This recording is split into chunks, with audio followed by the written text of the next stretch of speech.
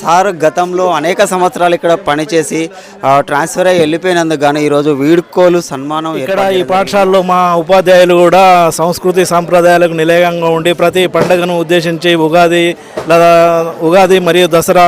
ఉగాది పచ్చడి అంటే ఏంది అనేది మా ఇంగ్లీష్ శ్రీనివాస్ సార్ గారు ప్రతి విషయాన్ని క్షుణ్ణంగా విద్యార్థులకు బోధించి మరి అదేవిధంగా పర్యాటక క్షేత్రాలైనటువంటి అరకు, సింహాచలం, విశాఖపట్నం, అన్నవరం, సింహాచలం వివిధ పర్యాటక ప్రదేశాలను కూడా విద్యార్థులను తీసుకెళ్ళి వారికి విద్యతో పాటు సాంస్కృతిక కార్యక్రమాల్లో కూడా తర్వాత పాఠ్య ప్రణాళికలు, విద్యా ప్రణాళికలు వివిధ రకాలైనటువంటి వాటిని ప్రోత్సహించి విద్యను అభివృద్ధి పదంలో నడుపుతూ గత సంవత్సరంలో మా పాఠశాల నుండి 10 GP వస్తు తీసుకురావడం జరిగింది. అదేవిధంగా ఈ సంవత్సరం కూడా పాఠశాలలో ఈ నెల 2వ తారీఖు నుండి సాయంత్రము మరియు ఉదయము ప్రత్యేక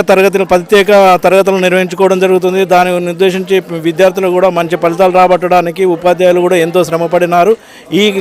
సన్మాన కార్యక్రమంలో కూడా పాఠశాల కాంప్లెక్స్ సముదాయంలో ఉపాధ్యాయులు దాదాపు 50 మంది ఉపాధ్యాయులు కూడా నేను చేసినటువంటి సేవకు